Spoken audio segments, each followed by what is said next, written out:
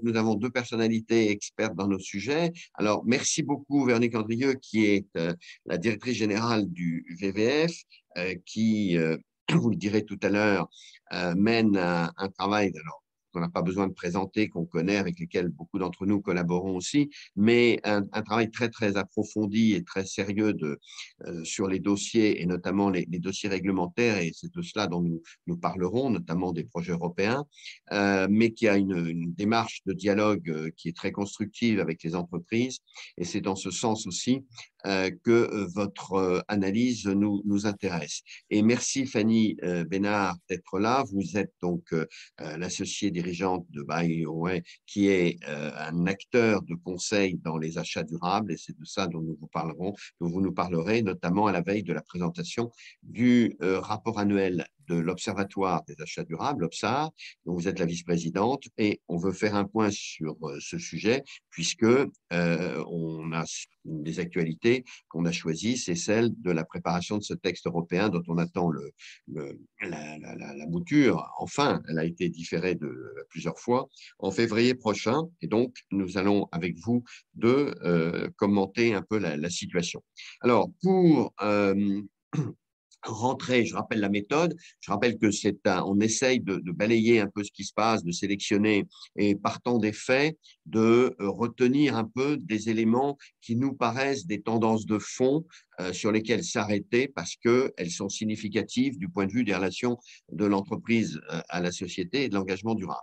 Voilà, donc je rappelle simplement la méthodologie qui fait qu'elle est loin d'être parfaite et dans les dialogues que nous ouvrirons à partir de midi, après les exposés, il y a évidemment des commentaires ou critiques ou discussions que vous pouvez avoir sur notre sélection ou notre analyse. Bien évidemment, elle est totalement discutable, mais on essaie de cerner les choses. Alors, en ce mois janvier passé en ce début 2022, comment est-ce qu'on peut lire peut-être les tendances qui intéressent les acteurs du développement durable entreprise et qu'est-ce qu'on peut en tirer je dirais comme leçon parmi cette masse d'actions qui… Alors, je vais essayer de trier à la fois les tendances de fond, d'autre part, ce qui se passe un peu sur le front de la régulation, c'est plutôt le sujet qu'on veut approfondir, et puis les initiatives,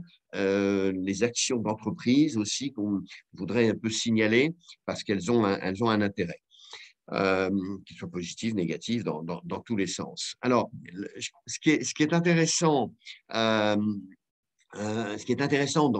cette année qui débute, c'est évidemment le choc très, très, très important. Alors, Sylvie Matelli, qui est là, qui dirige l'IRIS, nous commentera peut-être tout à l'heure aussi ceci, mais c'est vrai qu'il y a entre une inflation qui est en train de s'installer de façon un peu structurelle à travers les prix des matières premières et donc de l'énergie, dans l'ensemble du monde et qui a des répercussions évidemment très, très profondes. Et puis les actions de transformation de l'économie dans un sens plus durable qui essaie de se faire, on a là un peu un choc en ce moment, dont il est difficile de prédire les évolutions, la durée et les évolutions, mais j'aurais tendance à ramasser tout ceci à travers le très bon titre dans la Chronique du Monde de Philippe Escande, qu'il a utilisé, c'est « Face à la fin de mois, la fin du monde attendra ». Bon, c'est qu'on voit la pression extrêmement forte du conjoncturel aujourd'hui, et évidemment, les situations électorales ou autres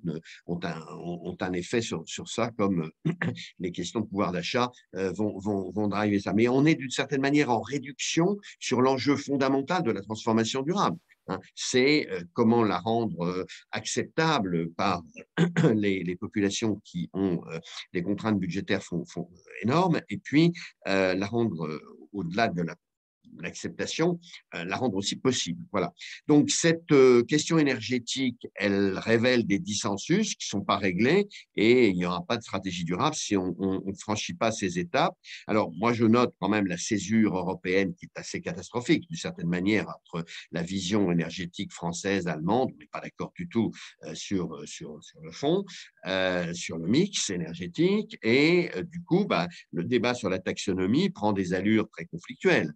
Le le fait que bien sûr des asset managers, mais aussi le groupe d'experts, mais aussi la plupart des ONG se sont prononcés contre l'intégration nucléaire et gaz et la structuration de la taxonomie, qui, je vous le rappelle, a pour but de donner des indicateurs dans les choix d'investissement en termes de durabilité. Alors, la proposition qui est faite, qui est intéressante de certains et du groupe d'experts, consiste à dire bon, on va créer une autre catégorie intermédiaire pour loger ceci qu'ils ont appelé Amber, quitte à avoir aussi une autre catégorie de ce qui n'est pas du tout durable. Et donc là, bon, il va falloir trouver un compromis pour que ça tienne, qu'on en sorte par le haut. Et ça, c'est un des débats les plus importants, mais il a le mérite, d'une certaine manière, d'obliger à aller au fond. Et nous entendrons, je pense, Véronique Andrieux tout à l'heure, nous commenter ceci, puisque VVF fait partie des ONG qui sont très impliqués sur ceci. Voilà. Alors, pendant ce temps, les gouvernements font des systèmes de redistribution, essaient de trouver de pallier les augmentations liées au prix de l'énergie. Ceci, on ne va pas pouvoir continuer sur des lancers simplement de distribution de chèques. Il va falloir aujourd'hui trouver des solutions. Et là, les entreprises, soit qu'elles soient très consommatrices ou autres, sont évidemment aussi très, très concernées. Donc, cette question énergétique, durable, elle est évidemment très lourde aujourd'hui. Alors, le deuxième point, deuxième axe, c'est évidemment la montée maintenant du projet Directive Vigilance européenne. Donc, elle s'appelle HREDD, c'est-à-dire Human Rights Environment Due Diligence. Le président de la République a annoncé donc, au Parlement européen qu'on aurait bien le texte en février. Apparemment, je trouve qu'il y a un peu un accord en train de se nouer sur un cadre prudent, mais du fait du texte allemand, du texte de loi allemand, maintenant il a trouvé quand même, on a posé un peu ses limites, on voit, et il n'est pas sans lien avec le mécanisme de carbone aux frontières, de taxe carbone aux frontières, qui est aussi l'autre axe très important. Et donc là, se met en place, si on doit repayer le carbone des produits importés, si on a une due diligence pour les entreprises européennes, tout dépendra du champ au-delà, mais bon, au moins sur les entreprises européennes et la chaîne de valeur mondiale, là, on a quand même un cadre qui est très exigeant pour les entreprises, puisque j'imagine que derrière, il fera l'objet d'un suivi, tant par les ONG que par les régulateurs et donc, et bien sûr, les investisseurs.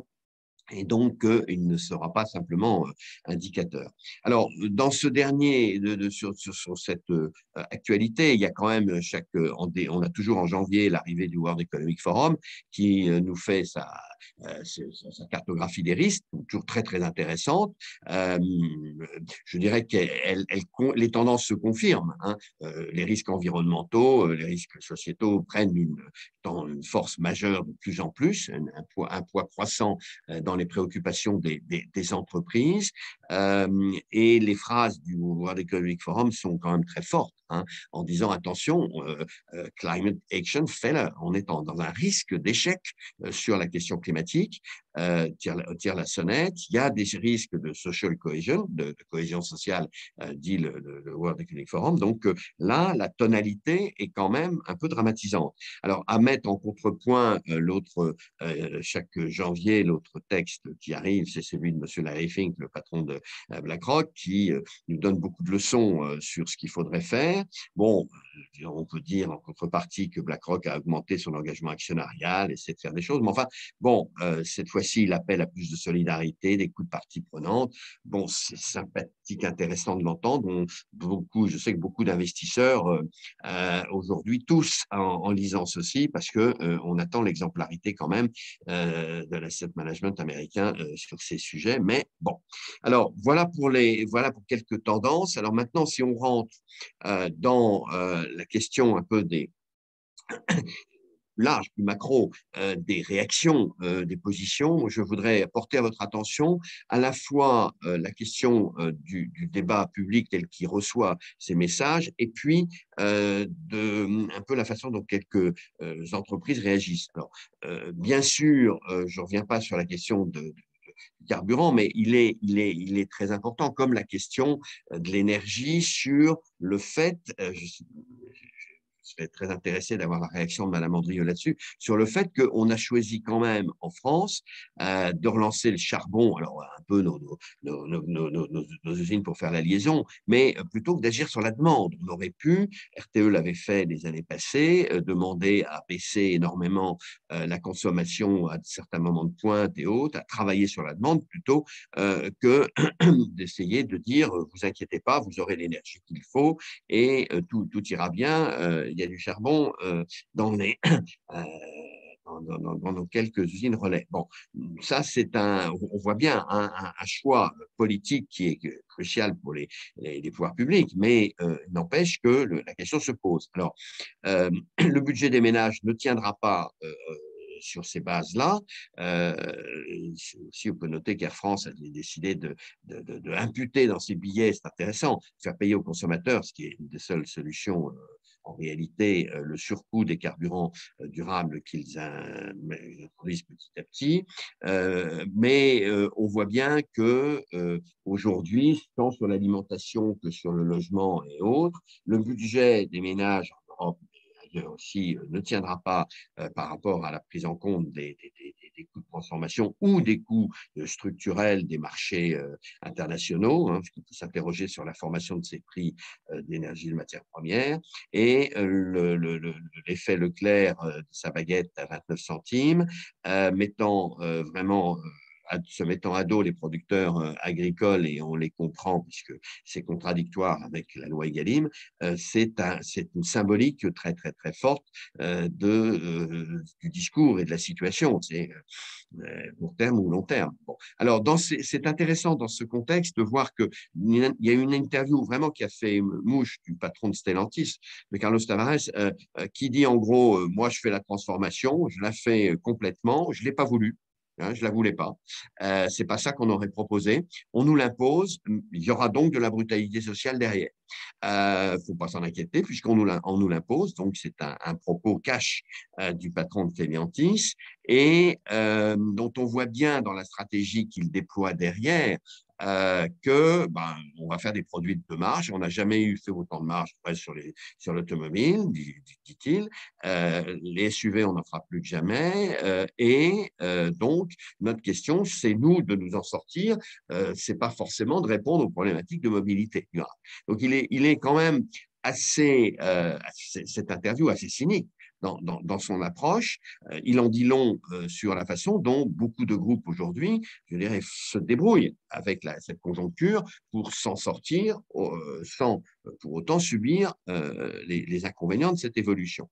Donc, on est là au cœur des problématiques de transformation durable, c'est pour qui, comment et quelles sont les équations qui se présentent aujourd'hui. Alors, versant 1 de cette évolution, il y a effectivement une prospérité autour de la durabilité qui apparaît. Et c'est une économie nouvelle, intéressante. Je citerai que le rapport Bloomberg qui montre que les banques n'ont jamais fait autant de commissions sur les énergies renouvelables, beaucoup plus que sur les fossiles. C'est un ratio intéressant. Saint-Gobain fait sa meilleure année avec toutes les ventes sur les produits de rénovation énergétique, tant mieux, bravo. Enfin, c'est intéressant à noter. Le plus gros investissement, c'est 800 millions, ce sera Eastman en France bientôt sur le recyclage une usine de recyclage chimique. Et on voit des tas d'initiatives qui se développent. Alors, des plus petites, des boîtes comme Fluctuo, Home Energy et tout, qui arrivent à lancer des business très intéressants sur le traitement des data dans les nouveaux comportements de mobilité durable ou de consommation ou d'autoconsommation énergétique des Français, avec quand même le développement aussi de toute la seconde main et la législation sur le droit à la réparation qui incite à ça, mais deux signaux. Le signal alors, du rapport Varin qui induit à monter des fonds d'investissement nationaux et une relance de l'activité minière pour aborder l'enjeu des matériaux critiques. Nous accueillerons Philippe Varin le mois prochain, et il nous en parlera. Et, et on voit sur le charbon aujourd'hui une économie spéculative qui est en train de se monter très fortement, qui a donné lieu du reste chez Glencore à des débats fondamentaux. Faut qu'on quitte pas pour mettre où et autres. Ça, ce sont des sujets qui vont aussi, qui vont poser pas mal de questions. Voilà, donc je dirais l'économie durable, elle tire beaucoup. Il y a des débats sur un peu l'effet bulle qui se passe derrière. Il y en a eu un la semaine dernière sur Nestlé. Beaucoup d'analystes ont dit, oh là là, Nestlé va trop vite sur la transformation durable, ceci. Donc on attribue à cette inquiétude la baisse de l'action. D'autres disent au contraire, c'est moins de court terme, c'est plus de long terme. Ils ont raison de le faire. Mais il y a eu un débat sur le cours de l'action de Nestlé à propos des présentations de la démarche durable de Nestlé qui est tout à fait intéressant à analyser. Voilà. Alors maintenant, si on avance sur les autres initiatives, donc on est en pleine controverse derrière ceci, mais la prise de conscience progresse. Alors, évidemment, on ne peut pas ne pas citer la décision très importante, en tout cas du point de vue symbolique, de Total et Chevron en Birmanie. Ça ne représente que 1% de leurs revenus, donc ils peuvent le faire. Certains groupes choisissent pour autant de rester là-bas, mais évidemment, il était intenable, une situation qui était juridiquement intenable et qui aurait dérapé clairement, puisque la corrélation entre le soutien à la junte et l'activité gazière là-bas n'échappait plus à personne. Bon. Il y a encore des discussions sur l'accord textile au Bangladesh sous le couvert de l'OIT et de pas mal d'ONG. Vous savez, c'est toute la suite du Rana Plaza. C'est un des accords les plus importants, hein, qui est tirer les leçons des problématiques d'achat. Peut-être, Fanny, vous reviendrez peut-être sur ce sujet. Il est très emblématique. Bon, c'est Auchan là qui fait l'objet aujourd'hui de pression sur cette question. L'industrie d'armement aujourd'hui s'inquiète, se plaint, fait des pieds et des mains pour ne pas être écarté de la taxonomie. Bon, il se trouve que la Banque de France, c'est à noter, la BEI ont plutôt écarté de leurs investissements justement l'armement. J'ai cité le cas de Nestlé. Il y a une montée en puissance sur les green bonds, alors qu'il y a des perspectives aujourd'hui d'émissions très, très fortes. En même temps, l'AMF fait un rapport en disant attention, attention, attention, il me faut des critères et des affichages et des fléchages beaucoup plus sérieux. Il y a des risques de greenwashing. Vous noterez qu'il y a un débat qui s'ouvre à Bruxelles aujourd'hui. Est-ce qu'il ne faut pas, c'est Pascal Durand qui l'a lancé, séparer l'audit extra-financier de l'audit financier. Bon. Et puis, on a des initiatives que je trouve intéressantes. Par exemple, Doctolib, qui, pour des raisons là de responsabilité, s'est engagé très, très clairement publiquement à dire qu'il ne commercialiserait jamais leurs data de santé. Voilà. Alors, dans ce contexte, je signale justement la montée de nouveaux enjeux. Hein. Il y a tout ce qui est autour de l'information, des fake news, dont les entreprises, on ne peut pas dire que ce soit saisi structurellement, de façon institutionnelle. Ce sont des sujets qu'il va falloir traiter beaucoup plus. Et en lien aussi avec la résolution du Parlement européen et de l'Assemblée nationale française sur la situation au Xinjiang, donc face au génocide des Ouïghours. C'est quelque chose dont les entreprises doivent tirer effectivement des conséquences pour ce qui les concerne de cette mobilisation politique française. Alors, maintenant, je termine un petit peu, le temps tourne, donc sur quelques initiatives que je porte à votre attention.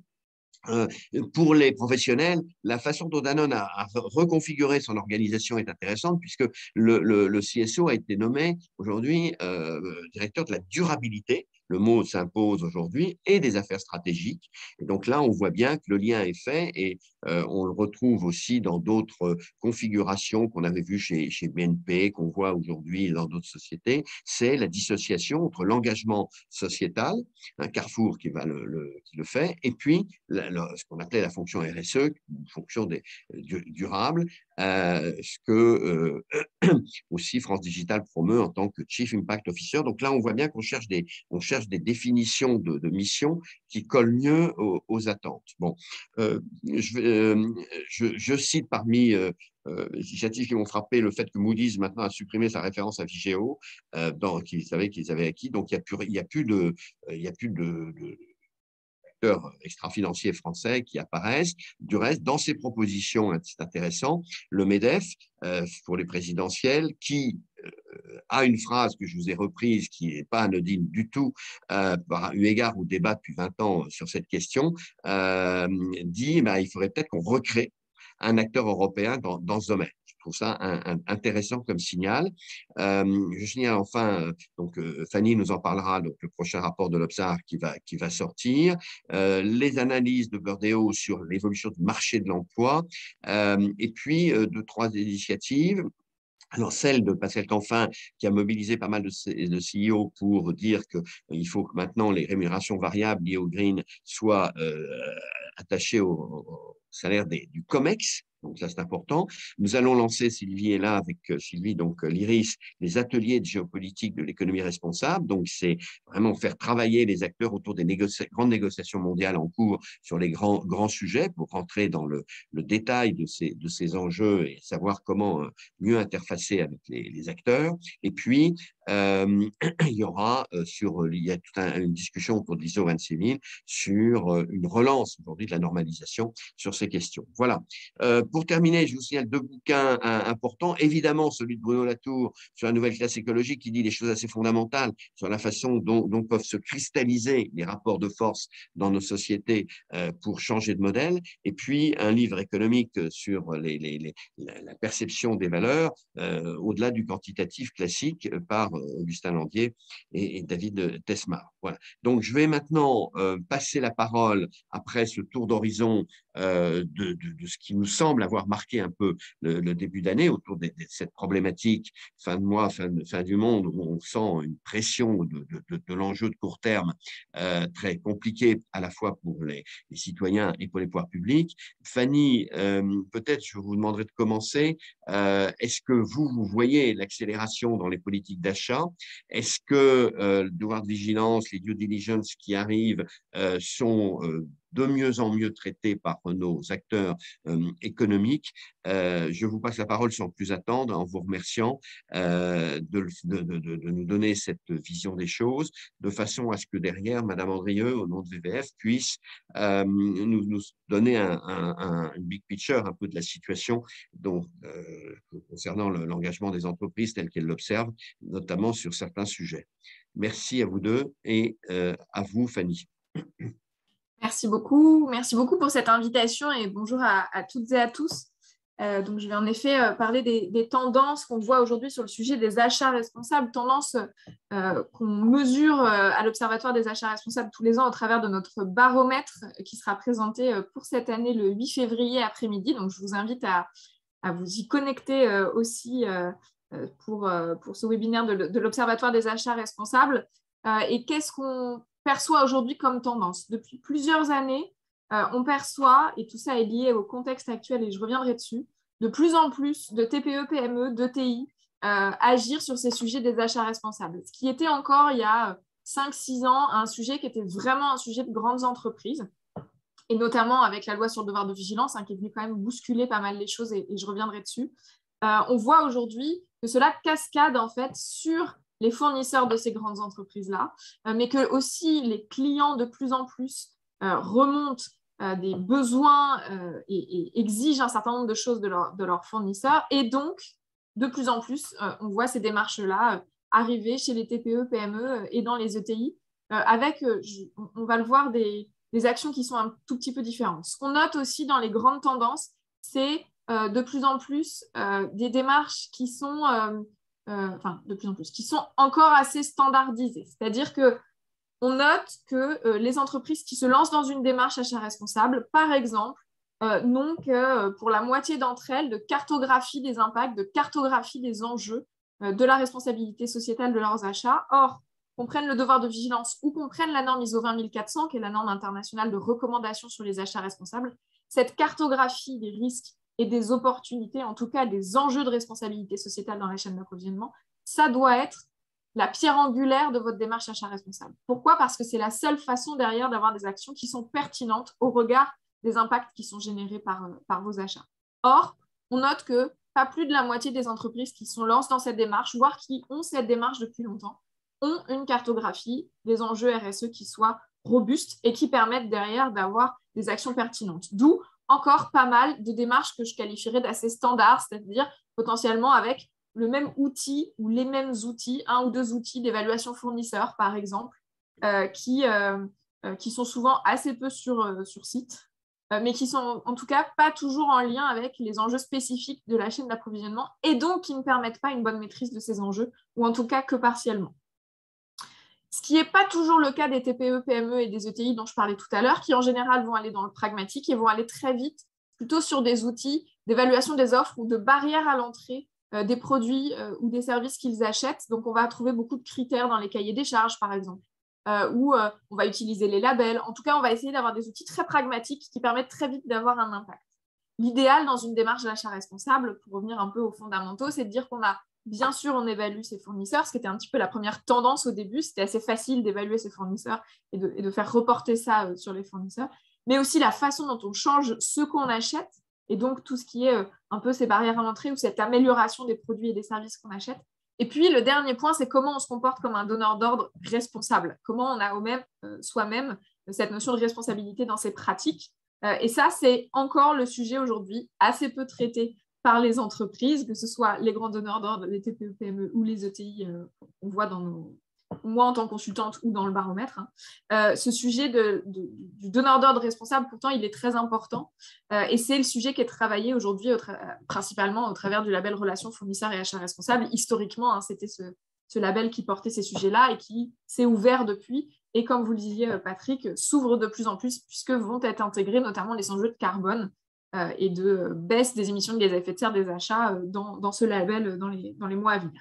Alors, tout ça, on peut le voir comme une répercussion un petit peu des sujets de devoir de vigilance, et je ferai le lien avec la directive européenne. En fait, on a constaté que l'obligation du plan de vigilance pour les plus grandes entreprises françaises, certaines ayant encore du retard, il y a encore des entreprises aujourd'hui soumises à la loi sur le devoir de vigilance qui n'ont pas encore fait leur cartographie, par exemple, donc qui n'ont pas encore forcément de plan de vigilance très robuste. Mais en tout cas, cette obligation-là, elle est venue un petit peu bousculer les entreprises soumises dans le fait qu'il fallait qu'elles prennent en compte concrètement les impacts qu'elles avaient sur leur chaîne d'approvisionnement et donc qu'elles se répercutent derrière aux plus petites entreprises. Et on a vu vraiment cette évolution très forte. Mais je dirais que ce n'est pas que ça. C'est aussi des demandes de plus en plus des clients et des consommateurs sur ces sujets. L'apport du grand public, entre guillemets, est très fort. Aujourd'hui, on parle beaucoup de chaînes d'approvisionnement dans les médias. On parle, alors, bien sûr, du sujet des Ouïghours, par exemple, mais du sujet du carbone, le sujet de la... Alors, je n'aime pas utiliser le mot de décarbonisation des achats, parce que je pense que scientifiquement, ce n'est pas très juste, mais en tout cas, de baisse des émissions de gaz à effet de serre dans les chaînes d'approvisionnement, c'est aujourd'hui le sujet à la mode, j'ai envie de dire, notamment pour les plus grandes entreprises qui ne savent pas trop comment prendre en main le sujet. Ça paraît une montagne. Quand on regarde ces chaînes d'approvisionnement et qu'on se dit il va falloir mesurer le scope 3, ça paraît monstrueux. Alors, les méthodes assez classiques sont des méthodes de facteurs d'émission qui sont des conversions euro-CO2 qui donnent pas grand-chose en termes de plan d'action, puisque derrière ça, on fait quoi? Soit on arrête d'acheter, soit on achète moins cher. Donc, on n'est pas forcément toujours facile de faire un plan d'action là-dessus. Donc, il faut aller sur des mesures. Par exemple, nous, chez Bayrou, on développe des mesures qui sont vraiment des émissions de gaz à effet de serre mesurées en co-construction avec les fournisseurs pour savoir vraiment où il faut agir et donc mettre en place derrière des outils qui soient plus pertinents. Donc, le sujet à la mode, c'est le carbone. Le sujet du devoir de vigilance, il est venu répercuter des choses et on voit cette tendance, donc de plus en plus de plus petites entreprises monter sur ces sujets-là. Et donc, arrive le sujet de la directive européenne sur le devoir de vigilance, ou en tout cas la due diligence sur les sujets environnementaux et de droits de l'homme. historiquement, il y a la France est en pointe. Pourquoi? Parce qu'on intègre dans notre due diligence le sujet environnemental, ce qui n'est pas le cas de l'Allemagne, par exemple, ce qui n'est pas le cas des lois historiquement qu'on avait au Royaume-Uni et dans les pays du Commonwealth qui étaient plutôt sur l'esclavage moderne, ou les lois en Californie, par exemple, qui étaient plutôt sur ces sujets sociaux aussi. La France se dit, dans la loi qu'on appelle la loi Potier et la loi sur le devoir de vigilance des sociétés mères et donneurs d'ordre, on intègre le sujet environnemental. Et aujourd'hui, c'est la question aussi au niveau européen de savoir si on aura, normalement, la directive était pensée pour avoir ces deux sujets. La question se pose de savoir si elle conservera son aspect environnemental. Je pense que c'est vraiment important au regard des enjeux qu'on voit aujourd'hui, et on verra, j'espère, fin mars, ces points-là. Mais qu'est-ce qui est intéressant là-dedans, c'est de voir cette cascade. Et c'est-à-dire que les entreprises françaises qui sont soumises à la loi sur le devoir de vigilance et qui se sont préparées sont en pointe. Une deuxième chose, c'est que là, on parle beaucoup d'un aspect réglementaire. Nous, on a identifié aussi, que ce soit à l'Observatoire des achats responsables ou via les activités de conseil, que ces entreprises qui se dotent de démarches vraiment bien structurées, avec une bonne cartographie des risques robustes et les bons outils derrière de mise en place de leur management des risques ou création d'opportunités sur les achats responsables, elles sont plus résilientes sur beaucoup de sujets. On a vu, par exemple, on a fait une étude pendant la période, le tout premier confinement pendant la pandémie. En fait, on se rend compte que les entreprises qui ont ce type de démarche-là, elles connaissent mieux leur chaîne d'approvisionnement, elles connaissent mieux leurs fournisseurs. En général, elles ont des meilleures relations avec leurs fournisseurs aussi, ce qui fait qu'en cas de crise, ce soit la crise pandémique qu'on a connue, mais là aujourd'hui sur la tension sur les matières premières, par exemple aussi, eh bien en fait, elles ont des vrais avantages compétitifs parce qu'elles sont le client préféré de leurs fournisseurs, parce qu'elles connaissent très bien leur chaîne d'approvisionnement et donc elles savent où sont les points de friction, les enjeux, les difficultés potentielles. Donc vraiment, la démarche achat responsable qu'on voit aujourd'hui beaucoup sous le spectre de la compliance, que ce soit par le devoir de vigilance ou par le devoir de vigilance européen dont on parle beaucoup, en fait, elles ont un vrai avantage compétitif quand elles s'y sont mises sérieusement, entre guillemets. Pour finir sur les tendances, on voit aussi, au-delà des achats privés, dont là je viens beaucoup de parler, le code de la commande publique ayant évolué, les lois résilience climat ou les lois AGEC sont venues aussi beaucoup impacter la façon dont les acheteurs publics faisaient des achats, notamment sur les sujets d'économie circulaire, de réemploi, d'utilisation de matières recyclées, etc., avec un certain nombre de quotas mis en place, qui obligent aujourd'hui les acheteurs publics à se poser la question différemment de ce qu'ils achètent, notamment sur des sujets environnementaux. Les sujets sociaux étant toujours un petit peu plus difficiles à traiter pour les acheteurs publics, même si vraiment c'est possible de le faire. Et aujourd'hui, on voit des acheteurs publics en pointe sur la prise en compte des sujets d'insertion, d'inclusion, mais aussi sur l'impact social des achats qu'ils font sur les personnes qui réalisent des prestations, par exemple. Aujourd'hui, de plus en plus, on a des acheteurs qui sont matures là-dessus. Il y a encore beaucoup de travail sur l'aspect utilisation du code de la commande publique, sur l'aspect social pour les acheteurs. Et sur le sujet environnemental, ça bouge beaucoup. Et à nouveau, ça se répercute chez les clients, chez les fournisseurs des marchés publics, chez les soumissionnaires et les titulaires des marchés publics, qui en fait travaillent de plus en plus ces sujets. Et je parlais donc carbone, devoir de vigilance, mais aussi le sujet économie circulaire est un sujet très fort qu'on voit de plus en plus. Et où les acheteurs ont parfois un petit peu de mal à se l'approprier. Pourquoi? Parce que tous ces sujets-là aussi ne concernent pas que les directions achats, et c'est le dernier point sur lequel je voulais arriver, c'est qu'aujourd'hui, on a tendance à voir les démarches achats responsables uniquement au sein des directions achats responsables, des directions achats, pardon. Concrètement, les prescripteurs, les clients internes sont en grande partie responsables des impacts qui sont générés par les achats, par les choix qu'ils font, par les besoins qu'ils émettent. Et donc, en fait, ce sont des démarches qui doivent être transverses et qui doivent être travaillées par toutes et tous au sein de l'entreprise, par les besoins qu'on émet, par les fournisseurs avec lesquels on veut travailler, etc. C'est un vrai changement des pratiques profondes des achats qu'on doit mettre en place dans les entreprises. Et ça aussi, c'est quelque chose qui commence, mais qui n'est pas forcément encore très, très visible, que ce soit chez les grands comptes ou Alors, chez les plus petits, j'ai envie de dire, c'est plus facile. Dans les TPE, PME, ça se voit plus rapidement, mais dans les grands comptes, ce n'est pas forcément encore le cas. Et donc, le sujet de l'économie circulaire vient aussi un peu bousculer ça, puisque là, on va vraiment se poser la question de qu'est-ce qu'on achète, comment concrètement on peut mettre de la matière recyclée dans nos produits, etc., etc. D'accord.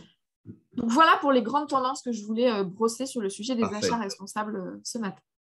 Merci beaucoup, Fanny. Est-ce que vous avez une simple question très, très succincte, un sentiment sur le niveau de compétence des acteurs acheteurs?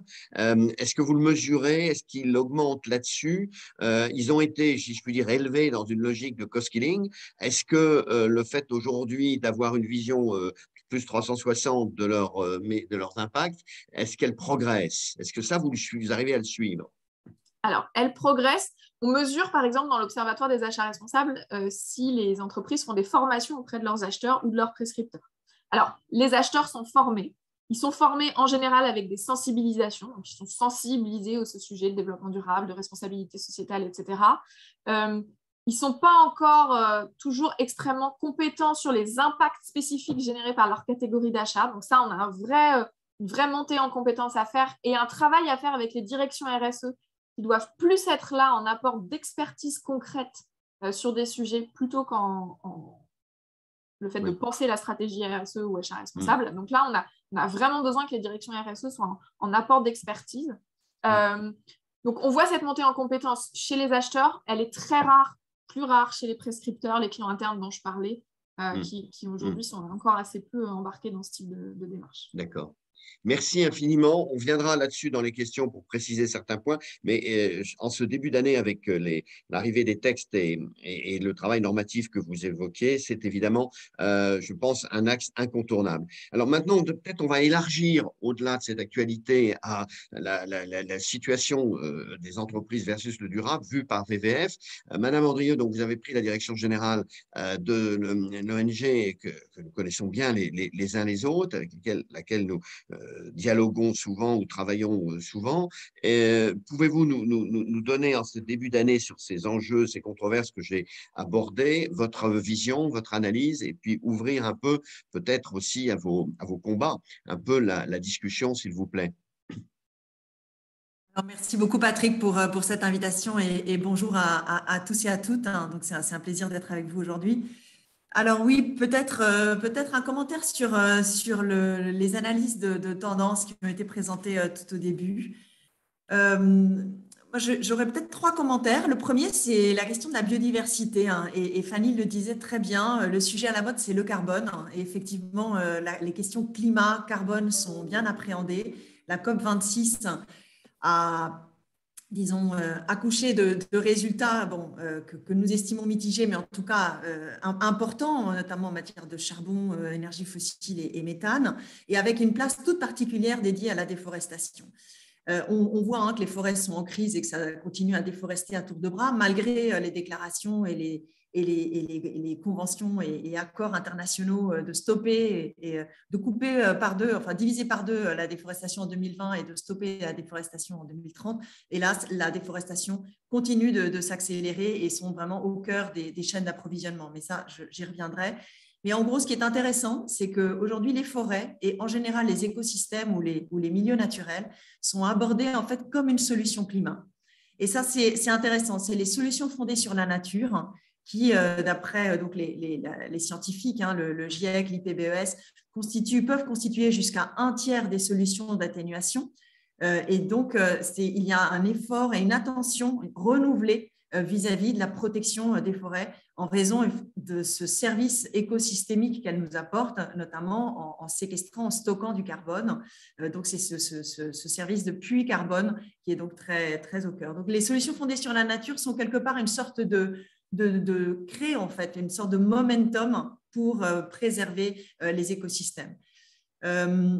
Donc, on attend la COP15 en termes de la Convention sur la diversité biologique, de la CBD, une des 3 conventions de Rio, donc, qui devait se tenir en 2020 et qui, en lien avec Covid et la pandémie, a été décalée. Là, elle est encore décalée. On ne sait pas encore exactement la date, mais probablement à l'été.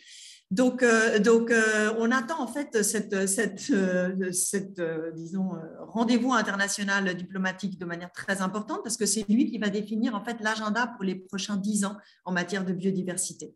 C'est ce qu'ils appellent le cadre global biodiversité et donc l'agenda post-2020 en matière de biodiversité. Donc, vraiment, l'année en cours est particulièrement importante sur la question biodiversité. Et d'ailleurs, le rapport, le Global Risk Report de Davos, du World Economic Forum, est très clair pour intégrer la biodiversité et non plus seulement le climat. Donc, malheureusement, on voit quand même un retard, enfin, c'est un peu le parent pauvre, si on peut dire, de l'agenda environnemental, les questions de biodiversité. Les questions de climat, même les questions de pollution plastique, par exemple, sont beaucoup mieux abordées et appréhendées. Et la question de biodiversité, de par sa complexité, aussi du fait qu'il n'y a pas à ce jour encore de métriques suffisamment, qui pourraient être l'équivalent du 1,5 ou de l'équivalent de tonne carbone, eh bien ça fait qu'il y a une forme de retard et de difficulté à appréhender et à intégrer le comment. On voit le problème, mais on n'a pas encore totalement,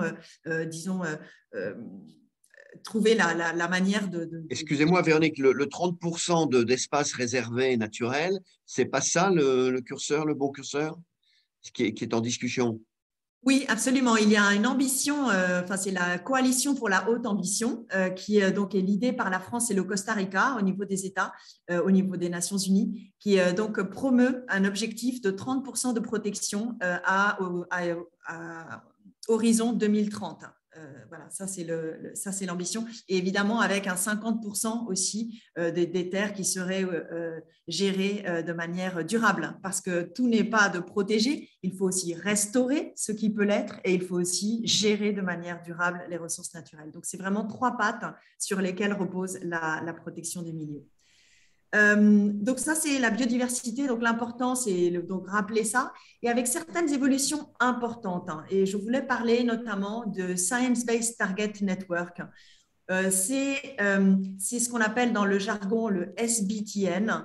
C'est l'aspiration, c'est d'arriver à en faire le SBTI de la biodiversité. Vous connaissez tous les Science Based Target Initiative qui, juste avant la COP26, a présenté son guide pour le net zéro. Ça, c'est un changement assez révolutionnaire au sein de SBTI. Donc le Science Based Target Initiative Climat, qui jusqu'ici pouvait cohabiter avec des formes de compensation. Là, avec son ambition de net zéro, aligne SBTI avec un scénario 1,5 degrés. Ce qui veut dire qu'en fait, il faut surtout réduire, et seulement l'incompressible, qui peut être autour de 5%, peut être compensé. C'est un grand changement de paradigme, mais c'est une grande évolution qui a eu lieu cette année. Et donc, en parallèle, les équipes, je le dis parce que le WWF a cofondé avec d'autres SBTI, notamment le Global Compact des UN, mais aussi CDP et le World Resources Institute. Et pour SBTN, on est 60 organisations à travailler sur justement ce nouvel outil.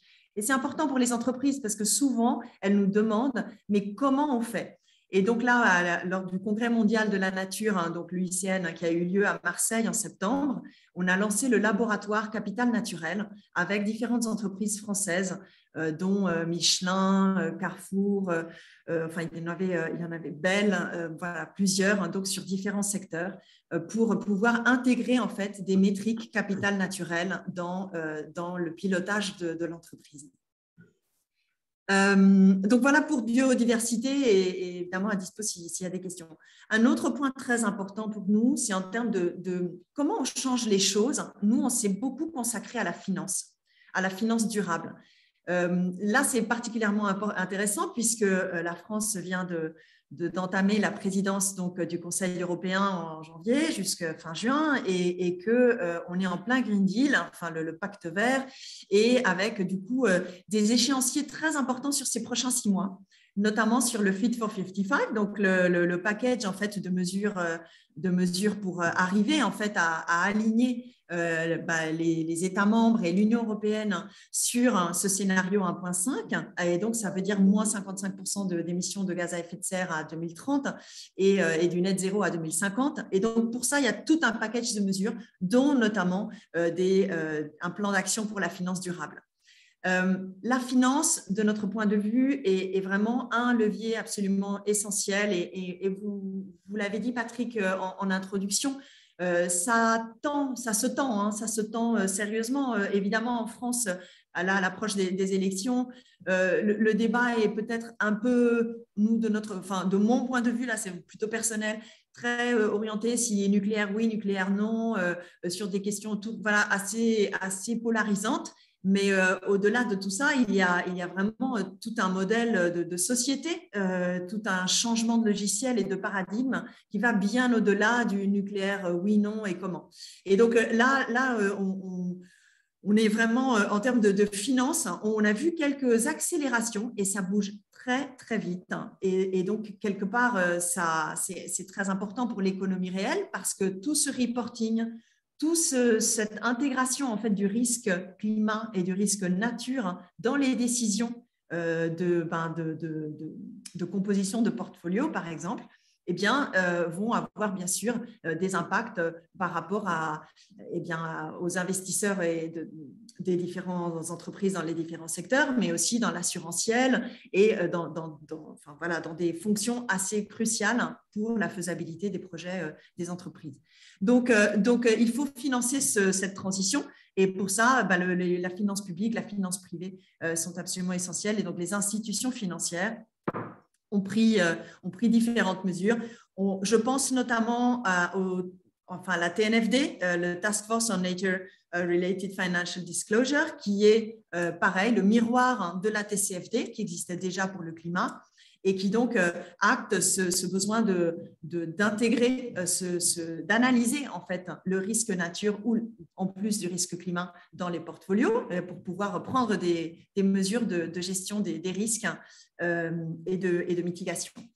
Je peux vous arrêter, Véronique, sur ce point, si vous pouvez le préciser. Ce qui nous embête dans ces initiatives, c'est leur gouvernance. C'est-à-dire qu'on a une multiplication des référentiels et des outils, c'est bien, mais on ne sait pas qui les gouverne et qui s'assure de leur bon suivi, bonne application, etc. Alors, TNFD a succédé, mais TCFD, c'est entre les mains de Bloomberg, de ceci, de cela. Enfin, il y a quand même une pagaille un peu dans le pilotage. Et ça, c'est un problème. L'idée, c'est que le message qui nous parvient des différents acteurs, c'est qu'effectivement, il y a un besoin de simplification, d'alignement et d'harmonisation des outils.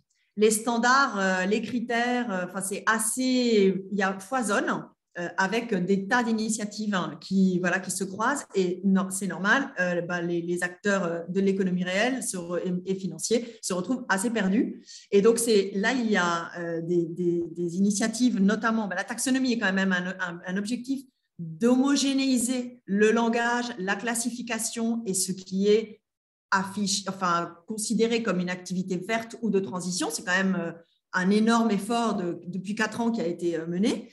Et bien sûr, tous les standards en termes de reporting extra-financier, et peut-être avec la CSRD, on pourra y revenir, que vous avez présenté aussi, parce qu'effectivement, là, il y a l'EFRAG au niveau européen qui du coup s'attelle à définir c'est quoi ces standards et ces critères. Et donc, l'idée, c'est qu'il y aura une sorte de level playing field, une sorte de règle commune qui vaudra pour l'ensemble des entreprises européennes. En parallèle, on a l'ISSB qui travaille sur son référentiel avec du coup la nomination d'Emmanuel Faber. Il y a aussi évidemment la SEC aux États-Unis. Donc, on n'a pas à ce jour un référentiel global qui applique à tous, mais au niveau européen, il y a des avancées importantes. Et ce qui est bien, c'est que l'Union européenne, la Commission a cette volonté d'être dans le siège du conducteur, si on peut dire, et de prendre ses propres décisions. Pardon de vous relancer, mais je vous trouve peut-être très optimiste. Est-ce que vous pensez que tout ce petit monde discute, je connais les dessous, discute bien ensemble, veut converger, alors que vous savez les débats de fond qu'il y a entre nous et les États-Unis sur ces questions, les querelles un peu sur le pilotage. Vous n'êtes pas inquiète un peu plus et pas demandeur un peu plus que soit au niveau G7, G20, ce monde des tentatives quand même de pilotage, enfin de tout ça, parce que les partenaires chinois aussi avancent de leur côté. Les entreprises ne savent pas qui demande quoi. Bon, puisque vous posez la question très explicitement, on a été, je pense, parmi les plus vocaux et proactifs sur les questions de taxonomie. Là, honnêtement, on a participé au groupe d'experts qui a donc travaillé sur ça et là aujourd'hui à la plateforme Finance Durable au niveau de Bruxelles. Donc, ça fait 4 ans qu'on est impliqué dans ces travaux et donc on est absolument extrêmement inquiet de voir la tournure que prend une pièce maîtresse en fait du Green Deal et du Fit for 55. C'est vraiment une pièce maîtresse parce que ce que je disais sur la finance, c'est vraiment transformationnel et disruptif à un point dont je ne sais pas si on se rend compte. Ce n'est pas seulement une classification pour faire du reporting, c'est qu'à partir du moment où on publie ces données, eh bien, ça informe en fait les décisions d'investissement en termes de milliards. Donc, c'est pour ça que c'est aussi important et c'est pour ça qu'on s'y est autant impliqué. Alors, de notre point de vue, la taxonomie était bien partie. La réglementation adoptée donc en 2020 allait dans le bon sens. Tout n'est pas parfait. Le premier acte délégué n'était pas parfait, notamment sur les questions de bioénergie, biomasse et forêt. Ça, on a été très clair. Là, pour le coup, avec le deuxième acte délégué et le rôle de la France et ce que du coup on demande à la France en tant que présidente du Conseil sur ce semestre, parce que c'est sur ces prochains 4 mois que cet acte délégué va être débattu, négocié et acté, eh bien, on voudrait voir comment il est possible d'intégrer le gaz fossile comme une activité durable. Là, pour nous, c'est tout simplement pas compréhensible, notamment quand l'Agence internationale de l'énergie, l'AIE, a publié son Outlook énergie là, juste avant la COP, en étant très clair que pour être cohérent, consistant avec un scénario à 1,5 degré, il faut fermer les centrales à gaz existantes à 2035 pour les pays OCDE. Il faut accélérer au niveau global les énergies renouvelables x4 et il faut renoncer dès 2022 à tout financement de projets d'exploration ou d'exploitation d'énergie fossile. Et du coup, comment ça peut être compatible dans une région comme l'Europe qui se veut justement positionner dans le pole position justement de cette transition énergétique et écologique? Comment c'est possible une telle dissonance sur l'énergie fossile? En sachant que ensuite, évidemment, aujourd'hui, c'est environ, à grosse masse, mais environ 5% des portefeuilles des acteurs financiers qui sont alignés taxo et environ 1 à 2% des chiffres d'affaires des grandes entreprises, donc enfin des entreprises cotées. Donc vraiment, c'est pas comme s'il n'y avait pas de marge pour financer autrement.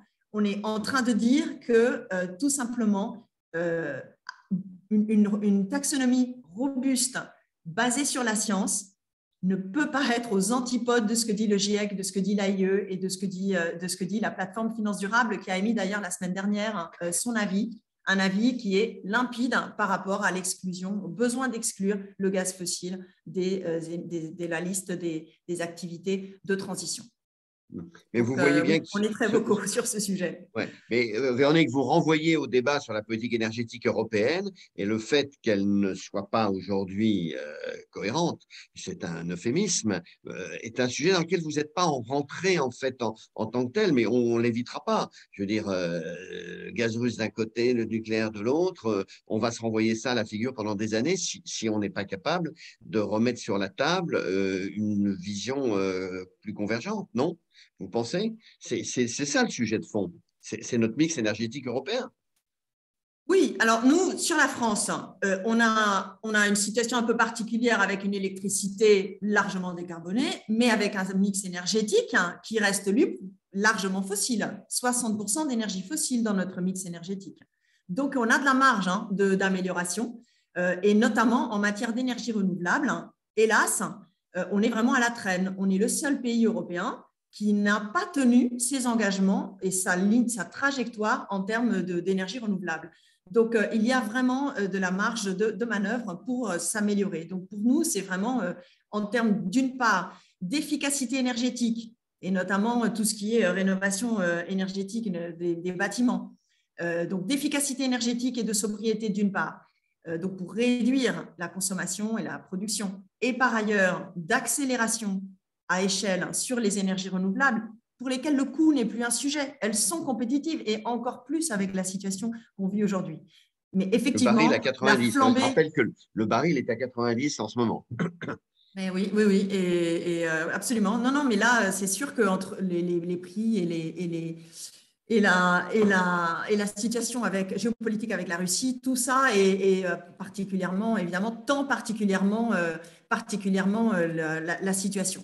Et donc, le dernier point, c'est par rapport à la transition juste, hein, que vous avez évoquée, parce Voilà. qu'il y a les questions d'inégalité. Et nous, on a vu les études de l'Observatoire des inégalités, qui donc a mis en avant les travaux de Lucas Chancel, qui a mis en avant ce ratio en fait avec pour la France, hein, quand même comment dire, 50% des émissions en moyenne, hein, 50% des émissions qui sont Oui. disons causées par le décile supérieur de CSP+, et inversement dans l'autre sens. Donc, c'est vraiment une situation en termes d'inégalité très, très importante. Hein. Et donc, il y a un vrai besoin d'agir là où il y a une émission de manière quand même plus ciblée sur des modes de consommation qui sont juste plus du tout durables. Et en parallèle, accompagner en termes d'anticipation, de préparation des métiers de demain, les ouvriers, les salariés dans les différents secteurs. Nous avons publié au WWF un rapport au moment du premier confinement et surtout du plan de relance, un rapport sur l'emploi au cœur de la relance, en démontrant, c'était avec EY, en démontrant qu'en fait, on arrivait à créer 2 fois plus d'emplois d'ici la fin du quinquennat et 3 fois plus d'emplois d'ici 2030, avec un plan de relance qui soit aligné avec des objectifs climat, qu'avec un plan de relance business as usual. Aujourd'hui, on a quand même encore 2/3 du plan de relance qui sont fléchés vers des activités tout à fait, disons, de l'économie conventionnelle et polluante. Voilà. Peut-être, du coup, je ne sais pas si vous voulez que je fasse un petit focus sur la partie déforestation et la législation européenne. En conclusion, si vous voulez bien, pour qu'on ouvre sur le dialogue, après avec les uns et les autres. Oui, bon, sur ce sujet, là, en ce moment, se négocie une législation européenne, justement, en matière de devoir de vigilance, en matière de transparence, traçabilité et devoir de vigilance des entreprises sur l'ensemble de leur chaîne de valeur, pour s'assurer en fait qu'il n'y ait pas de mise sur le marché européen de produits qui soient liés à la déforestation ou bien à la conversion d'écosystèmes ou de milieux naturels. Donc, c'est une loi très avancée par rapport à ce qui existe ailleurs dans le monde. C'est une loi où déjà la proposition qu'a mise sur la table en novembre la Commission fait un grand pas en avant par rapport à ce qui existe aujourd'hui. Il ne faut pas oublier que, alors, pour nous, concrètement, qu'est-ce que ça veut dire? Si on prend par exemple la France continue à importer plus de 3 millions de tonnes de soja par an qui viennent de zones qui sont du coup responsables, enfin liées à de la déforestation. C'est le Brésil, c'est l'Argentine, c'est les États-Unis, les Grandes Plaines, c'est ces milieux-là. Donc, c'est essentiellement pour de l'alimentation de bétail et qui après passe dans nos assiettes, forcément. Donc, ça, c'est un exemple de déforestation. Il y a aussi, bien sûr, d'autres matières premières comme l'huile de palme, le bœuf, le cacao, le caoutchouc, le maïs et d'autres. Donc, ça, c'est très important parce que ce n'est pas seulement lié à notre modèle agricole et notre modèle d'alimentation, c'est aussi lié aux questions d'agrocarburants. La France, par exemple, les 70% de ce que nous importons en matière d'huile de palme ou de produits dérivés vont directement dans nos moteurs, dans le diesel. D'accord. Donc, c'est très important d'avoir la compréhension. C'est vraiment, c'est dans beaucoup de secteurs, évidemment, cosmétiques et d'autres secteurs aussi. Donc là, les prochains mois vont être clés. Nous, ce qu'on demande, c'est que l'ensemble des écosystèmes soient intégrés. Aujourd'hui, la proposition de la Commission européenne n'inclut que les forêts. Or, les savanes et les prairies stockent 2 fois plus de carbone que les forêts en termes de surface totale. Par ailleurs, certaines savanes sont cruciales pour des services écosystémiques tels que l'eau. Si on prend notamment le Cerrado, au Brésil. C'est la source de 8 des principaux fleuves brésiliens et de la sous-région Amérique latine. Donc, il y a vraiment un vrai besoin d'intégrer l'ensemble des écosystèmes. Par ailleurs, l'Union européenne est le numéro 2 en termes le deuxième importateur en termes de génération de déforestation et de conversion, derrière la Chine et devant les États-Unis, avec 16% donc de responsabilité sur les déforestations. Et enfin, parce qu'en termes de faisabilité, c'est possible. Et notamment, il y a le Accountability Framework Initiative, le AFI, qui peut être utilisé qui peut être utilisé et aligné avec des objectifs de zéro déforestation, zéro conversion. Donc, un AFI aligné avec un objectif zéro déforestation, zéro conversion, pour nous, et en plus, bien sûr, d'outils de géolocalisation et géosatellitaux, nous semble très important d'être mobilisé et déjà de fait mobilisé dans le cadre, par exemple, de la directive énergie renouvelable de l'Union européenne. Donc, ce que nous demandons, c'est que ce soit élargi et étendu sur les questions de milieu naturel au sens large. Voilà pour pas prendre plus de temps. On en reparlera. Ça vaudrait la peine d'organiser un focus là-dessus pour descendre un peu plus précisément ces implications qui concernent quand même certains secteurs, l'agroalimentaire particulièrement, vous l'avez dit, l'énergie, probablement avec la forêt africaine aussi, la question, les meubles et autres. C'est quand même assez centré, se focaliser sur certaines activités. Véronique. Alors, sur le bassin du Congo, par exemple, en Afrique, qui est un des nouveaux fronts de déforestation, nous, tous les X années, on sort un rapport front de déforestation pour analyser en fait les nouvelles pressions. Alors, on a les usual suspects, entre guillemets, c'est toujours effectivement Indonésie, Malaisie, l'Amérique latine. Là, vraiment, ça va bien au-delà. Et l'Afrique est le nouveau Eldorado, entre guillemets, de front de déforestation. Mais enfin, il y a bien sûr le bois, pâte à papier, bois précieux. Mais hélas, il y a aussi l'huile de palme très fortement en accélération. Et donc, sur le bassin du Congo notamment. Donc voilà, mais il y a aussi bien sûr les projets d'industrie extractive et les méga projets d'infrastructure aussi. Merci beaucoup, Véronique, de ce tour d'horizon qui n'est effectivement qu'il faudra élargir et suivre, mais qui nous alerte quand même sur tous ces dossiers chauds et importants. Je propose, en laissant Arnaud et Antoine piloter ça, qu'on passe à la partie questions-réponses sur des points qui ont été mis dans la discussion.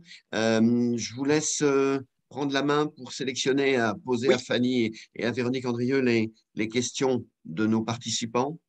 Oui, merci Patrick et merci à vous Fanny et Véronique pour vos interventions qui ont été saluées et appréciées et qui ont suscité beaucoup de questions que je vais essayer de vous reproduire en les organisant un petit peu. Et je vais commencer par, dans le sens de vos interventions, donc par des questions pour Fanny que je vais poser d'un bloc. Il n'y en a pas trop.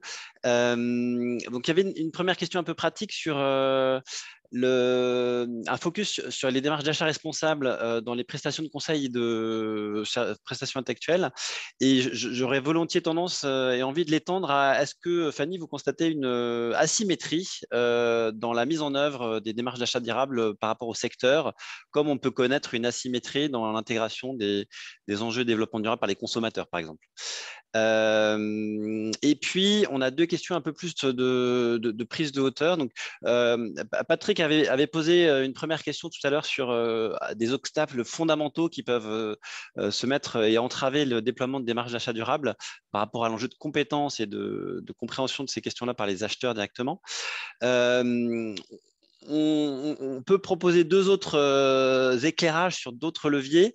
Le premier, c'est qu'en discutant et en rentrant dans le fonctionnement au cœur du réacteur des métiers d'achat, on perçoit un dilemme et vraiment une tension sur la question de l'équilibre entre pressurer les coûts et obtenir des conditions d'achat très favorables versus redistribuer de la valeur et donner des marges de manœuvre supplémentaires pour réinvestir sur les sujets sociaux et environnementaux dans les chaînes de valeur. Donc, comment aujourd'hui les directions achats arrivent à appréhender ce dilemme. Et puis, dans la perspective et plutôt dans les lignées de l'épisode qu'on connaît sur la période Covid, quelles répercussions sur les achats ont la montée des risques géopolitiques et en particulier, j'imagine, sur les tensions sur les ressources qu'on a pu citer? Vous concentrez la réponse, Fanny. Faites, oui, synthétique. J'ai normalement l'habitude d'être synthétique, donc je vais normalement réussir. Je le sais. Donc, sur les prestations intellectuelles de conseil et l'asymétrie généralement par rapport au secteur.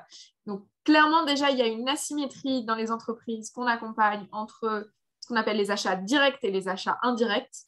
Donc, les achats directs, c'est ce qui contribue directement à la production de ce qu'on vend par la suite.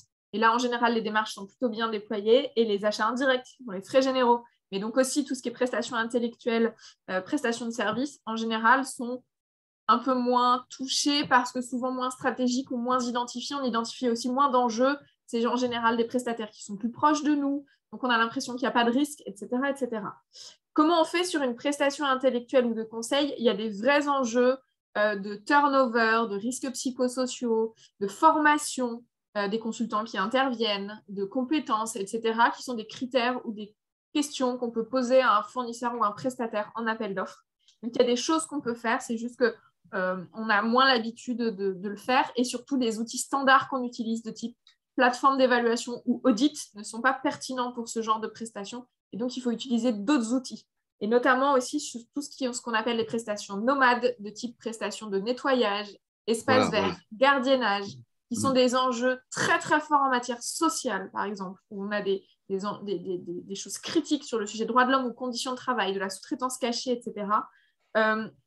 On a des enjeux spécifiques. Et là, on l'a traité, nous, au travers d'une étude avec Entreprises pour les droits de l'homme qu'on présente le 4 février prochain, où en fait, il faut mettre d'autres outils en place que des plateformes ou des audits. Il faut voir sur place, il faut utiliser du worker voice. Enfin, il y a toute une palette d'outils autres qui peuvent être utilisés. Et globalement, oui. Sur ce point, j'aurais pu citer le film de Emmanuel Carrère sur Ouistreham qui montre qu'on n'a pas tellement bougé dans la qualité du travail pour les salariés de la propreté. Par exemple, c'est un très bon exemple sur comment les donneurs d'ordre ont un impact là-dessus aussi, hein, dans ce qu'on demande, dans la façon dont on rédige le cahier des charges, etc. Il y a beaucoup de choses à faire. Je sais que la Fédération des entreprises de la propreté travaille beaucoup là-dessus aussi pour sensibiliser les donneurs d'ordre. La dernière chose, et j'ai envie de dire le plus gros impact pour les prestations intellectuelles, c'est aussi le conseil qu'elles donnent. Puisqu'en fait, c'est qu'est-ce qu'on va donner comme conseil à nos clients qui vont eux-mêmes avoir moins d'impact sur leurs activités ou sur leurs achats, pour ma part. Donc, j'ai envie de dire, le plus gros sujet, c'est aussi de challenger dans les cahiers des charges les obligations de moyens des consultants pour donner... pour mesurer eux-mêmes l'impact des conseils qu'ils vont vous donner, et notamment pour des consultants qui ne sont pas des consultants spécifiques RSE, toutes les missions de conseil peuvent être pensées, quelle que soit la mission, de la stratégie, du marketing, des opérations, en se posant la question des impacts sociaux et environnementaux générés par les conseils qu'on va donner. Et je pense que ça devrait de plus en plus rentrer dans les cahiers des charges. Et ce n'est pas du tout le cas aujourd'hui. Ouais. Pour les deux autres points... Allez-y, terminez. Non, il y avait deux autres questions. Une question sur le dilemme entre les tensions et les coûts. On le voit beaucoup, on le voit encore plus en ce moment dans le baromètre de cette année par rapport aux années précédentes, à cause justement de la raréfaction de certaines matières, des enjeux géopolitiques, de la crise sur certaines matières. Aujourd'hui, c'est via l'engagement des COMEX et des dirigeants qu'on règle ce problème-là le plus facilement. C'est-à-dire, il y a un moment, il y a des choix stratégiques qui doivent être faits. Et sur le long terme, on se rend compte que les achats responsables sont bénéfiques économiquement parlant. C'est un peu l'étude dont je parlais tout à l'heure, par exemple, avec la Covid. Et donc, il y a aujourd'hui encore ces dilemmes, mais via l'engagement stratégique, les positions des dirigeants et le changement des objectifs des acheteurs, on arrive à les... Bien. Ouais. Vous voulez rajouter un mot, Véronique, sur cette question, parce que vous y touchez? Moi, je suis sur SBTN. Je ne sais pas, j'ai vu des questions sur SBTN et emploi. Si vous Alors, voulez, je peux basculer sur les questions. Merci Fanny. J'aurai après des questions qui seront peut-être pour un peu tout le monde, mais je vais prendre maintenant quelques questions pour Véronique qui s'adressait plus spécifiquement en réaction à votre intervention. Alors, j'ai un paquet de questions entre guillemets sur la biodiversité dans la première partie de votre intervention, plus ou moins pointues ou plus ou moins générales. Première question, c'est en tant que représentante du WWF, est-ce que vous militez pour une convergence entre les enjeux climat et biodiversité, en particulier à travers les COP? Deuxième question concerne les méthodes, les outils et le suivi. Est-ce que vous voyez arriver, et à quelle échéance, une standardisation et une uniformisation des outils de méthode, des outils de mesure d'impact sur la biodiversité et des métriques imposées aux entreprises? Et une personne citée, par exemple, le Global Diversity Score, est-ce que ça fait partie des outils intéressants? Et puis, alors, une question qu'on traitera peut-être en deux temps, mais que je vais prendre par le prisme de la biodiversité, c'est celle de l'emploi. Est-ce que vous voyez émerger des nouveaux métiers autour de la biodiversité? Et on prendra une deuxième question plus large sur la transformation des compétences dans un second temps, si vous le voulez bien. Alors, pour la première question, ce que nous avons cherché à faire, hein, c'est surtout de nous assurer que l'intégrité environnementale des solutions nature pour le climat soit assurée. Aujourd'hui, il est vrai qu'il y a des débats sur merger en fait les 3 COP. Hein. Il y a aussi la COP sur la lutte contre la désertification et la dégradation des terres. Mais aujourd'hui, le système, ce qui nous semble important, c'est de nous assurer que le nexus entre les 3 se fasse bien, quoi. Donc ça, c'est un premier élément. Je pense aussi que la pandémie Covid nous a permis aussi de mieux saisir vraiment les interactions entre les objectifs de développement durable et la biodiversité, par exemple. Donc, c'est des sujets, comment dire, ongoing. Sur les outils et les instruments, alors, justement, le Science Based Target Network cherche à devenir l'outil, en fait, de référence qui puisse être utilisé par des entreprises du monde entier, qu'elles soient en Chine, qu'elles soient en Europe. Aujourd'hui, quelle est la situation? Cet outil s'est penché sur 4 dimensions: l'eau, les océans, les forêts et la biodiversité au sens large, plutôt vie sauvage. Et a défini des lignes d'orientation, notamment de 5 étapes. La première étape, c'est une analyse de matérialité. Et justement, le Global Biodiversity Score s'inscrit là-dedans. Le GBS est totalement compatible avec SBTN et répond à ce step 1, en fait. Donc, cette étape 1 de analyse de matérialité pour l'entreprise. Ensuite, il y a d'autres steps. Le 2, c'est de prioriser. De prioriser quoi et où? Les locus aussi de production en termes géographiques. Le 3e, c'est de mesurer et de définir en fait des cibles à court terme et un baseline et par rapport à définir une trajectoire du coup et de publier ces engagements. Enfin, le 4e, c'est l'action, l'implémentation et le 5e, c'est le plan de suivi et le reporting. Donc ça, c'est là où on en est. C'est tout à fait Aujourd'hui, les entreprises du lab, par exemple, elles ont déjà avancé sur le step 1 et 2, et pour certaines, elles se lancent déjà, elles sont en cours de tester sur certaines branches d'activité le step 3. Donc c'est voilà où on en est aujourd'hui, mais SBTN n'est pas totalement finalisé. Eau et le volet eau est le plus avancé. Les autres suivent. Et je n'ai oublié votre dernier. Ah oui, et emploi. Oui. Alors oui, sur l'emploi, nous, les filières que nous avions vues comme les plus prometteuses par rapport à du coup préparer et accompagner les reconversions professionnelles, les plans de formation, les métiers de demain, c'était essentiellement toutes les questions autour de, évidemment, rénovation thermique de bâtiments. Et là, le plan de relance est quand même assez clair sur la priorisation de cette activité qui vise du coup à assurer des objectifs d'efficacité énergétique. Donc ça, c'est un premier point. Et je crois que Patrick, vous en parliez dans votre intro aussi. Ensuite, il y a tout ce qui est en fait recyclage, réparation, rétrofit même de voitures thermiques, enfin toute cette partie du coup qui est basée sur les 2 autres R, pas celui de réduire, mais l'objectif de recycler, réemploi, réutilisation. Ensuite, il y a évidemment les énergies renouvelables, tout ce qui est vélo, véhicules électriques, ferroviaire, transport en commun et aussi l'agriculture biologique. Voilà les différentes pistes que nous avions identifiées. Il y avait apparaît d'autres sous-activités, mais qui n'entraînaient pas des masses de création du type tourisme durable et autres. Mais ça, c'était vraiment les principaux. Et là, du coup, c'était vraiment un net positif en création d'emplois très significatif. Oui. Pôle emploi a publié la statistique là, hier sur 15% de la demande de l'offre d'emploi portant sur ces métiers-là, dans l'ensemble des offres. Ce sont un chiffre de 15%, c'est pas mal. Bien, merci. Ça répond à la question que j'allais vous poser, qui était plus large que les métiers de la biodiversité, donc parfait. Là, j'ai d'autres questions qui portent plutôt sur le contexte économique et fiscal, qui s'adressent, je pense, à qui souhaite y répondre. La première question porte sur les enjeux fiscaux. Alors, je le comprends à titre individuel plus qu'auprès des entreprises. Quel est votre sentiment sur une approche plutôt graduelle et une taxation proportionnelle à l'intensité d'usage sur l'énergie ou sur l'eau, par exemple, versus une taxation telle qu'elle se dégage aujourd'hui, qui est plutôt identique, avec un cap fixé à 100 € la tonne, par exemple?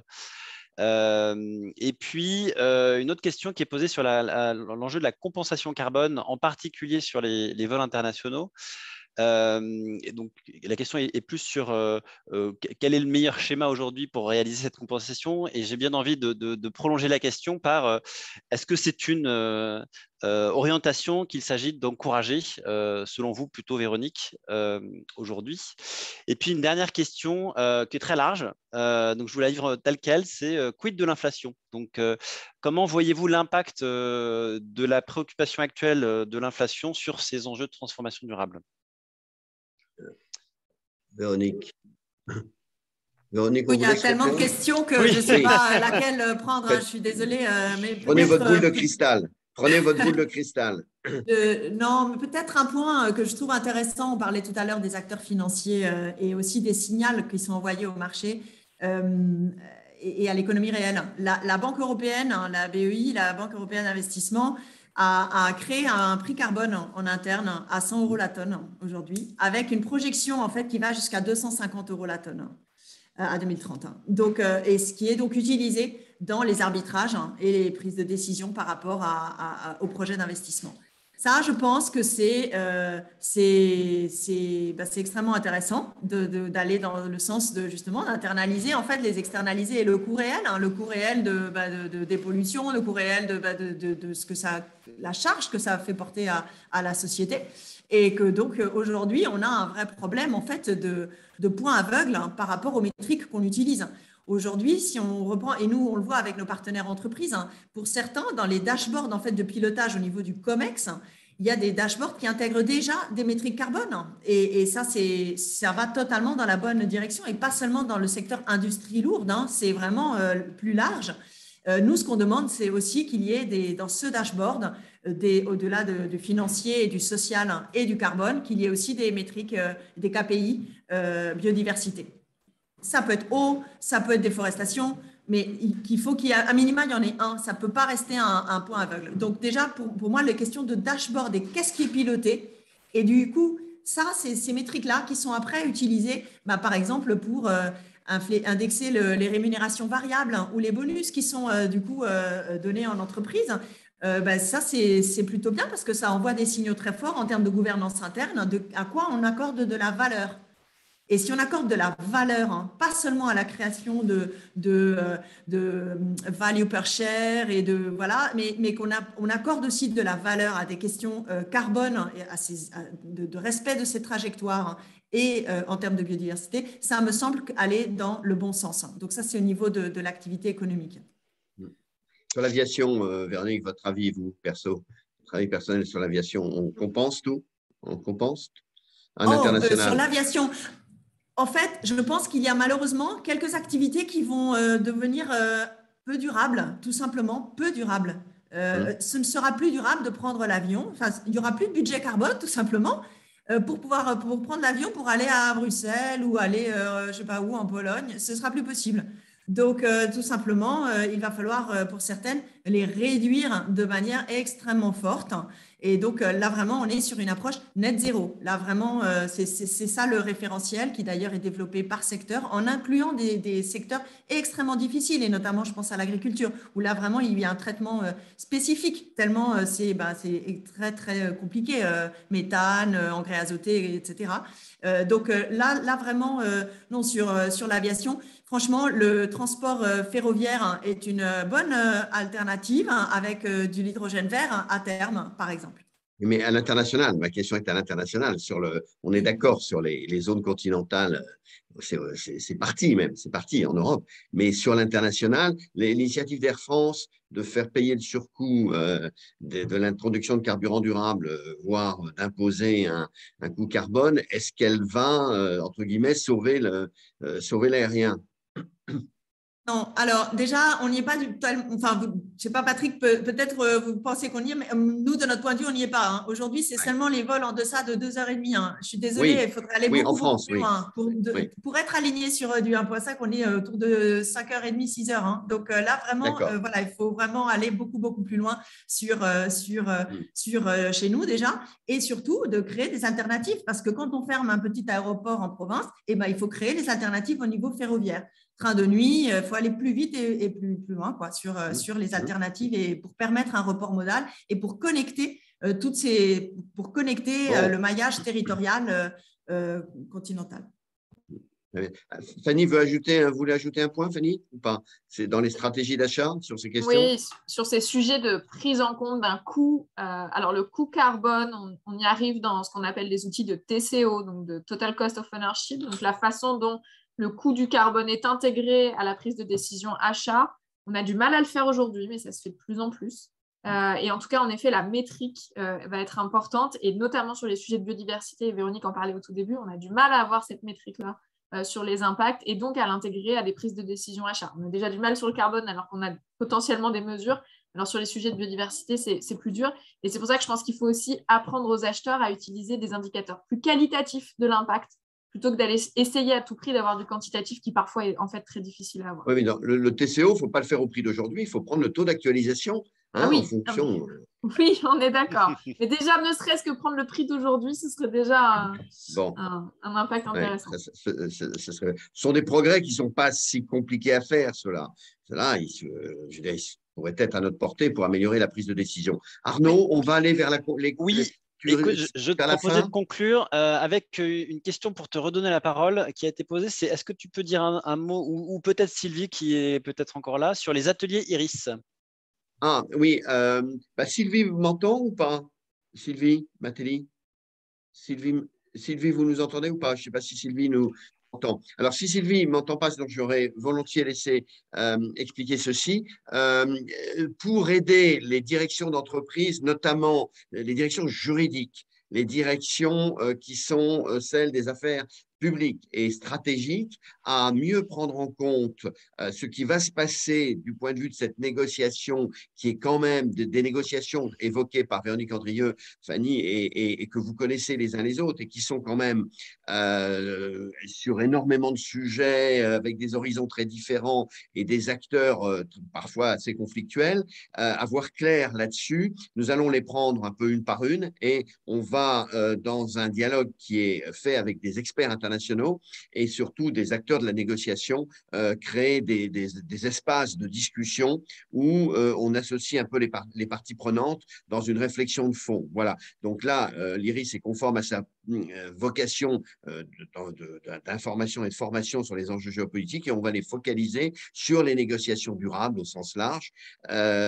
tout en cause, pour essayer, c'est un peu ma préoccupation, d'où ma question, Véronique, de voir, entre guillemets, est-ce qu'il y a un pilote dans l'avion? Et pour l'instant, l'Europe, c'est à peu près ce qu'elle veut, encore que, mais il n'y a pas de passerelle avec les autres. Et quid à l'OCDE, quid aux Nations Unies, quid dans les rapports avec l'OIT, enfin, on est quand même dans un maelstrom diplomatique sur ces questions qui ralentit beaucoup les choses. Et donc, c'est un début de ces ateliers, c'est de remettre l'entreprise au cœur de ces discussions. Voilà. Complètement d'accord, hein. Et les ETS, on le voit avec une émergence effectivement d'ETS, enfin de European, enfin de le système européen, Oui, là, oui, marché marché. carbone, là, les emission Ouais. trading system, on le voit avec la création d'ETS ailleurs en Chine, etc. La taxonomie, pareil, la taxonomie, ben, la Corée du Sud y réfléchit, etc. Donc voilà, on est sur tout ça et forcément, là c'est une première vague. Donc c'est d'où l'importance que l'Union européenne ne rate pas le benchmark qu'il est en train de créer, qui va être du coup servir d'étalon pour les initiatives dans d'autres régions du monde. C'est une phrase que je propose de garder en conclusion parce que c'est plus qu'un souhait, c'est un appel, j'espère, autoréalisateur. Hein. C'est à nous, Européens, de prendre nos responsabilités et de pousser. On a des opportunités en ce moment très fortes. Donc, je voudrais remercier vraiment les uns les autres et nos deux intervenantes remarquables particulièrement. Lors de notre prochain webinaire d'actualité, donc le 4 mars, nous aborderons avec des acteurs de très haut niveau également ces sujets et n'hésitez pas entre-temps à nous faire part un peu de vos souhaits, questions et autres pour que cette communauté que nous essayons d'animer soit la plus transparente, recherche l'information objective et la mieux faite pour vous aider à bien avancer les uns les unes les autres dans la transformation durable qui est quand même notre défi de génération. Merci infiniment Véronique et Fanny et à toute l'équipe d'Ecolearn. Arnaud, merci et Antoine. Et je reste à votre disposition en attendant de nous retrouver le 4 mars. Merci beaucoup. À Merci. bientôt. Merci à vous. À bientôt. Au revoir, bon week-end. Et protégez-vous toutes et tous.